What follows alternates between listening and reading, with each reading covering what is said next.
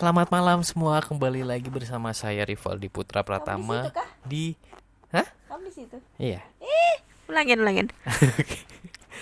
Oke, halo semuanya, kembali lagi bersama Rivaldi Putra Pratama dengan Gusti Leni Septia di Suka Sebel Podcast. Kali ini kita akan membahas banyak hal ya teman-teman. Kita sambut dulu partner kita, yaitu Gusti Leni Septia. Silakan sayang. Okane kasuku. Orera wasta. What the Seta. fuck? Seta. Oke, jadi kita mau bahas apa ini, Beb?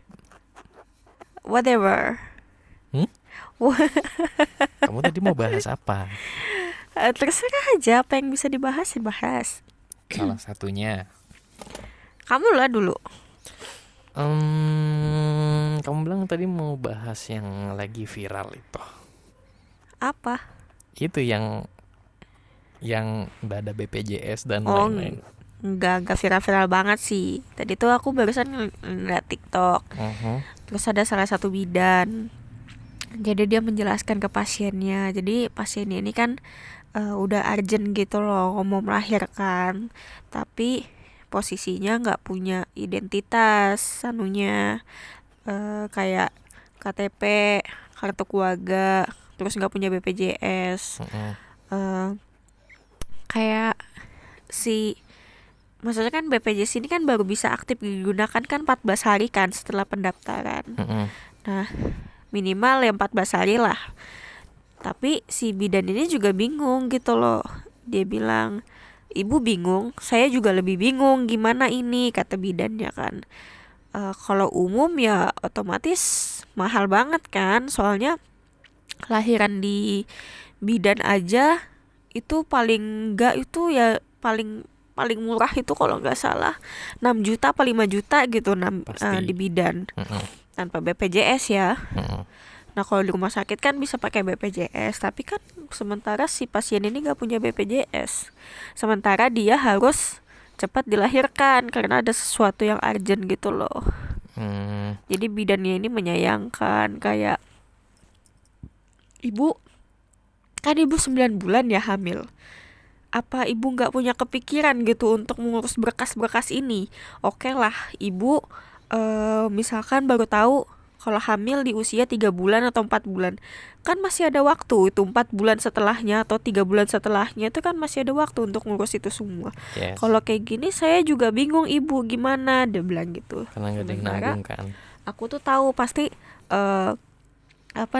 dokter atau suster atau staf rumah sakit itu tuh pasti mereka menyarankan untuk BPJS gitu loh.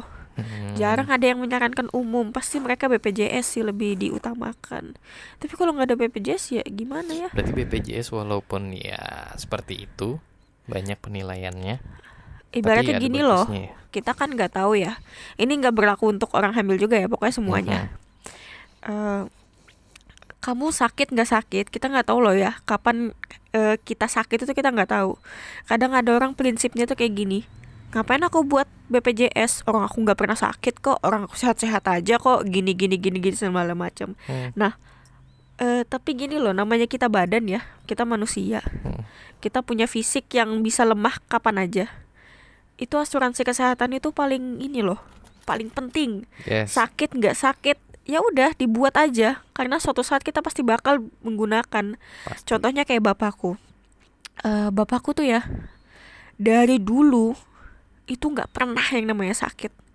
Jadi dia sekedar pusing aja nggak pernah, paling nggak masuk angin, minum tolak angin, udah sembuh gitu loh. Nggak pernah pakai BPJS-nya berarti.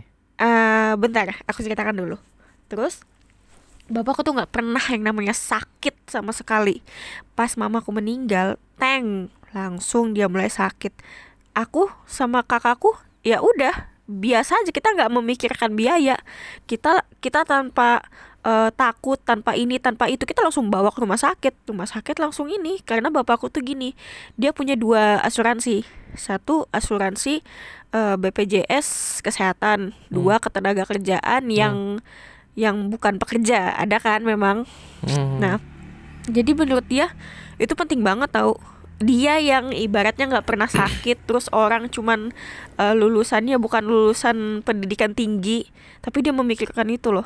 Sampai dia setiap bulan itu ya, awal bulan dia tuh langsung bayar.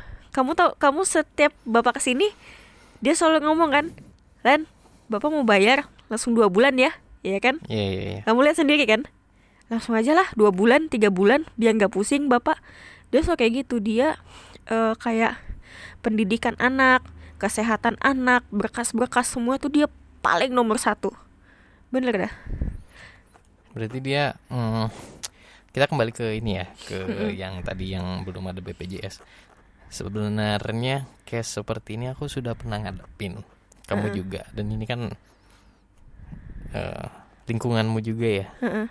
Karyawannya mama. Oh iya, Sebelumnya bener-bener. kan dia nggak punya BPJS tuh.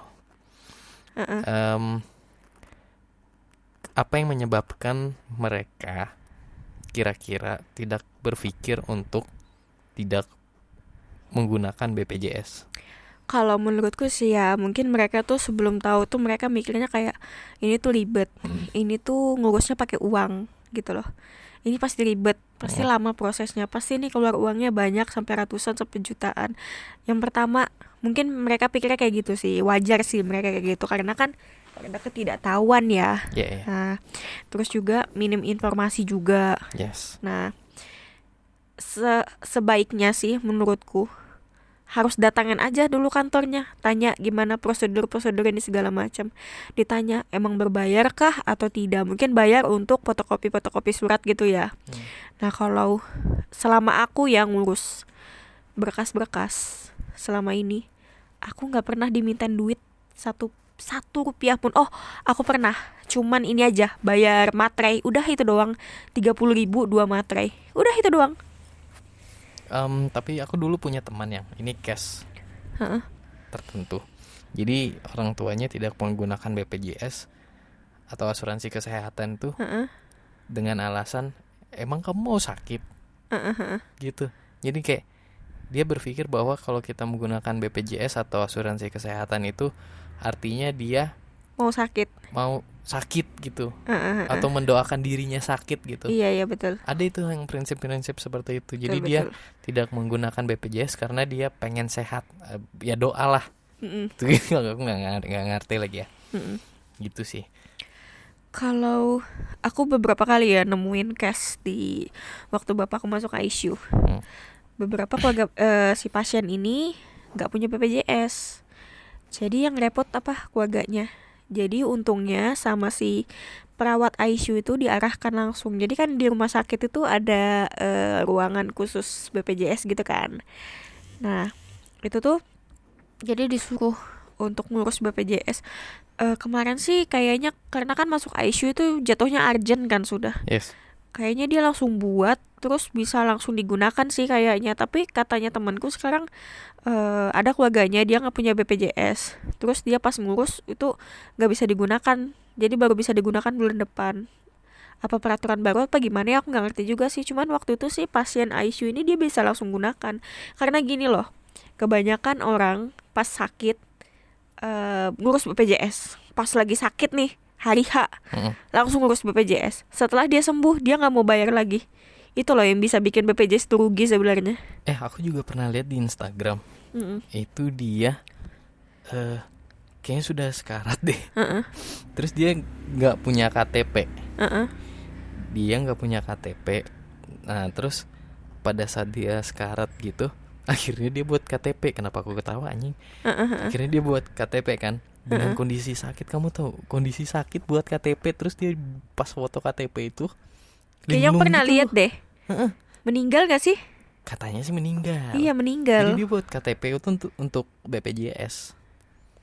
Ya kita positive thinking ya. Mungkin KTP-nya hilang kah atau gimana kan kita nggak tahu ya. Maybe. Tapi kalau sampai dia harus datang tuh kayak agak kesian juga sih sebenarnya. Ya sebenarnya petugas Dukcapilnya juga bingung juga. Harus apa? Nggak bisa ngapa-ngapain juga kan karena kan KTP kan pakai foto toh. Nah jadi kayak serba salah gitu loh. Kenapa kamu ketawa? Nggak apa-apa. Jadi ini ya teman-teman ya, sangat penting bagi kalian sebelum merit nih, bagi yang mau merit, sangat penting bagi kalian untuk mengkomunikasikan atau mendaftarkan diri kalian dulu untuk asuransi kesehatan. Betul. Setelah itu nikah kalian wajib menggunakan asuransi kesehatan walaupun BPJS ya. Betul. Tapi menurutku BPJS itu asuransi. Bayar loh, kita bayar loh. Iya. Maksudnya gini, BPJS itu image-nya jelek kan. Heeh. Nah, Padahal tapi hasilnya enggak. aku pernah pakai asuransi swasta dan itu juga tidak sebagus BPJS. Kamu harus bayar lagi kan? Iya. Kamu nambah. Dan dia ada plafon yang tidak ditanggung gitu. Mungkin BPJS ada yang tidak ditanggung ya. Mungkin Tapi kalau yang berat-berat gitu loh, yang kelas berat anjir penyakitnya. Kalau pengalamanku menggunakan BPJS, kadang ada beberapa obat yang nggak di cover BPJS. Kalau sekarang kan sekarang ada listnya kan, sakit apa yang bisa ditanggung, sakit apa yang nggak bisa ditanggung, ya kan? Sekarang ada listnya. Kalau dulu kan semua bisa kan, makanya IGD itu penuh kan.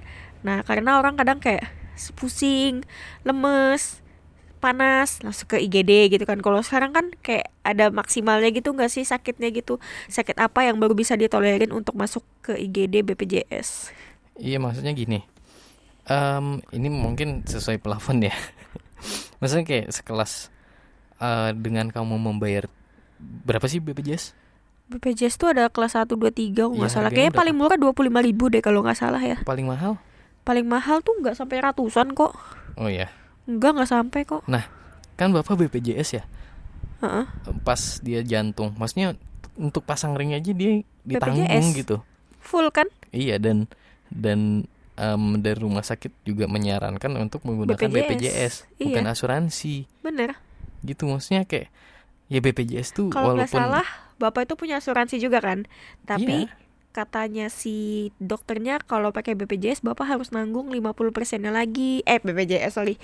Pakai asuransi Bapak harus nanggung 50%-nya lagi. Tapi kalau BPJS Bapak enggak, di cover semua. Iya, maksudnya gini, walaupun image-nya jelek ya, kayak Iya. penanganannya mungkin ya, Heeh. tapi ya ditanggung semua gitu. Aku sih Dengan- sebagai pengguna BPJS ya, yang bapakku udah 3 kali masuk ICU itu kayak sangat terbantu banget sih.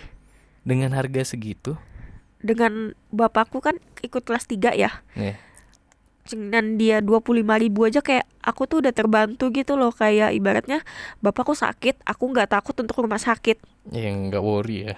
Walaupun aku sama kakakku tuh kayak udah wanti kan, ini kalau misalkan gak di cover BPJS sudah nggak apa-apa kita bayar aja gitu. Sampai sana ya perawatnya menyarankan untuk pakai BPJS. Iya sih. Oh iya, sama ini aku mau sedikit berbagi informasi ke teman-teman ya.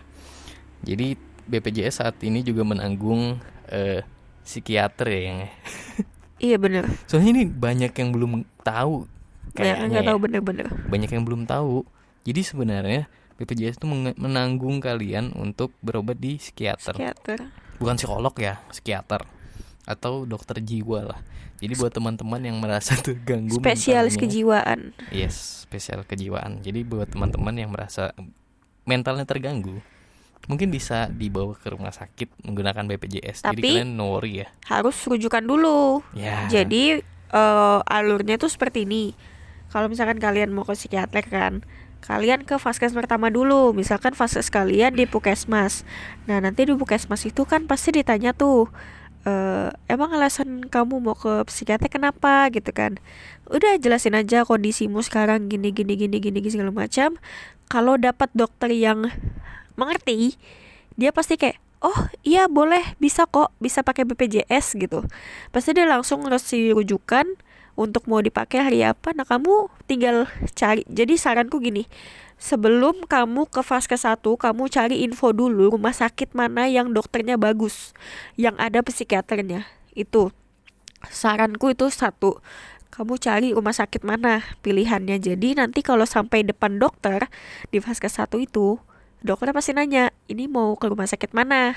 Kamu langsung sebut, aku mau ke rumah sakit A. Oh iya, bisa kok, itu ada, pasti kayak gitu. Soalnya untuk teman-teman nih ya, mungkin yang emosinya sudah tidak terkontrol seperti saya.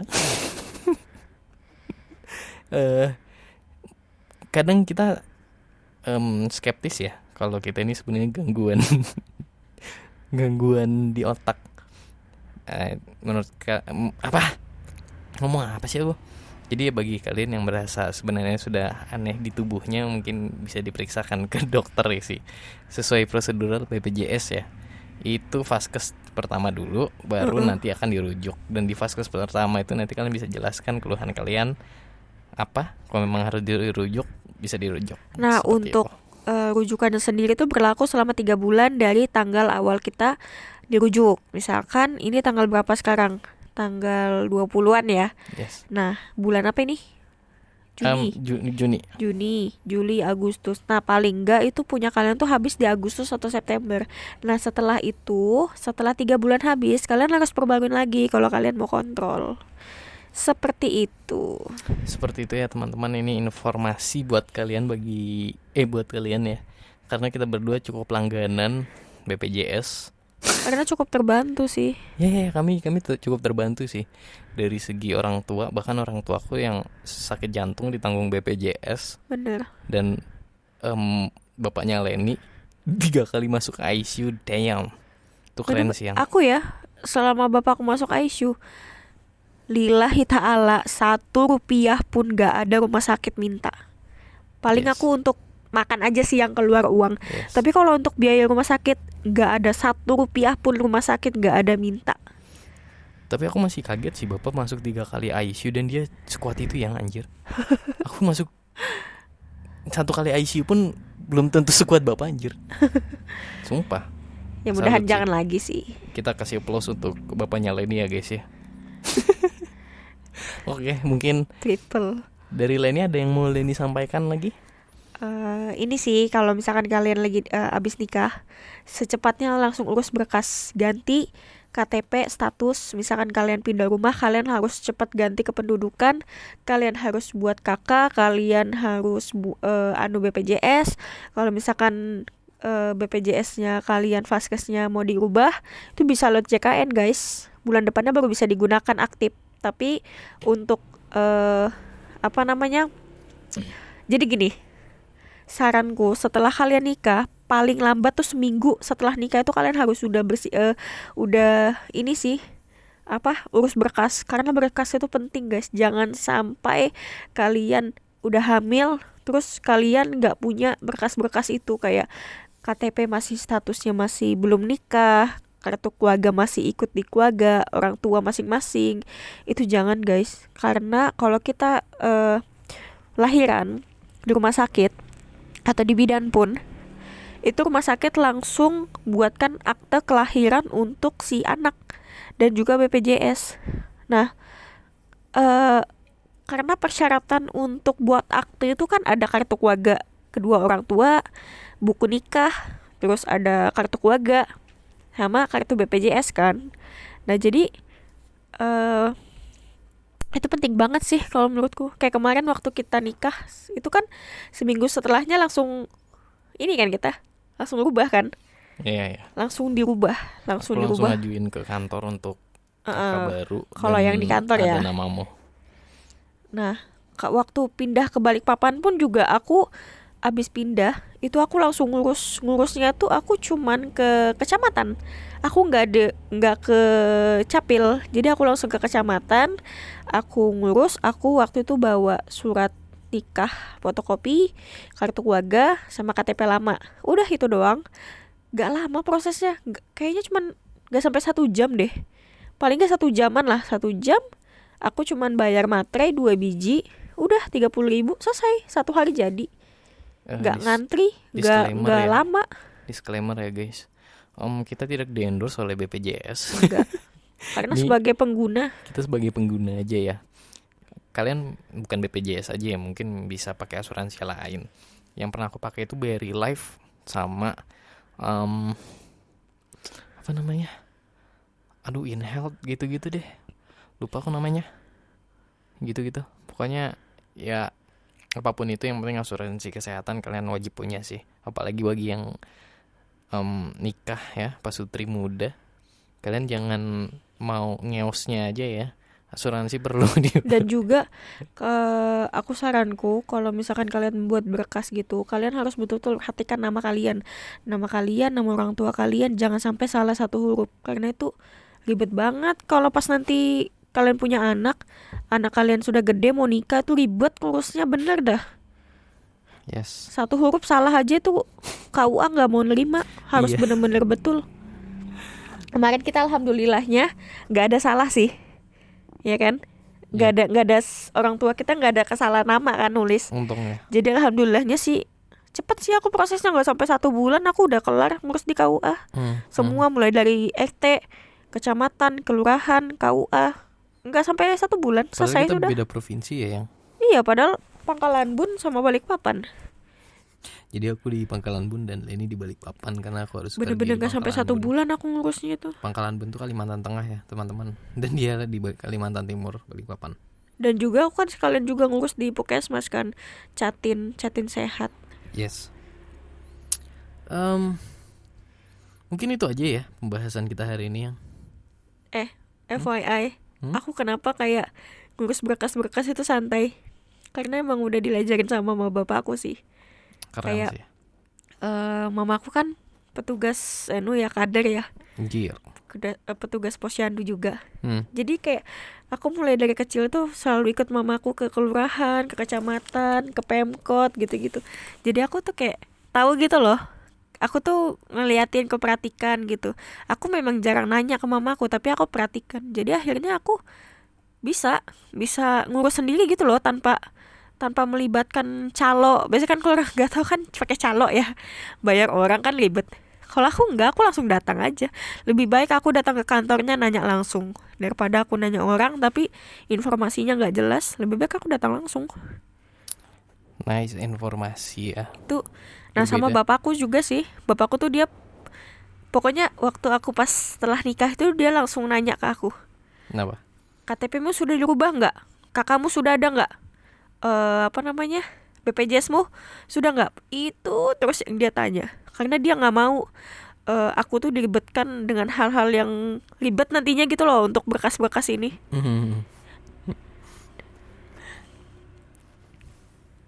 Oke. Dah. Aku bingung mau ngomong apa. Yang pasti mamanya Leni ibu-ibu puskesmas ya. Dan aku Kader. sebenarnya Mama Vera itu mama puskesmas juga by the way. Betul. Tapi aku terlalu introvert ya. Jadi aku menolak untuk. Oh, kalau Ripal sih Ngapa? pesan makanan aja harus aku. Iya kan aku bergantung sama Kayak kamu. aku bilang, kamu aja pesan, aku nggak mau, capek, aku terus. Karena aku bergantung sama kamu, babe. Dia tuh ya, Allahu Akbar, aku sampai capek betul. FYI, waktu itu kita beli nasi goreng, aku beli bakso, tempatnya tuh dekatan.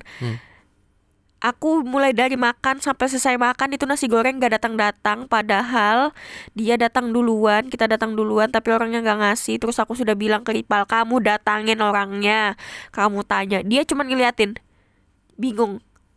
Aku bilang, kamu datangin orangnya. Aku ngomong, dia cuma ngeliatin aja. Terus dia bilang, Bu, punya saya belum. Oh iya, nanti. Aku tuh kayak, astagfirullahaladzim, ini otak ini sudah di atas, sudah nih, mendidih sudah nih. Nggak boleh begitu tahu. Enggak, aku tuh Allahu Akbar. Mungkin itu kita obrolin di next episode ya. Allahu Akbar. Masalah itu nanti kita Nggak usah, obrolin di next. sakit kepalaku itu. Nanti kita obrolin Enggak, di next udah, episode deh yang. Jangan sakit kepalaku. Oke. Enggak. Nggak apa-apa. Sakit kepalaku. Ya please. Mungkin Kamu kita tuh terlalu closing dulu untuk podcast pada hari ini. Kamu terlalu pendiam untuk aku yang barbar. What the fuck? Ih, di jalanan aja dia di Yang nanti aja di episode selanjutnya. Oke, kita closing dulu untuk episode BPJS kali ini atau asuransi kesehatan ya kali ini. Jadi buat teman-teman yang baru nikah, silakan buat BPJS untuk pasangan kalian ya, karena itu sangat penting. Jangan pengen yang ngentot aja ya. Astagfirullahaladzim. Jangan nunggu sakit. Jangan nunggu sakit. Buat aja dulu. Pokoknya itu aja. Oke, terima kasih teman-teman yang sudah mendengarkan dan sudah peduli dengan podcast ini ya. Kita podcast ini akan ditayangkan di Noise YouTube-nya Rivaldi Putra Pratama ya. Oke, kalian semoga enjoy dengan obrolan ini. Sampai jumpa di next episode dan bye-bye.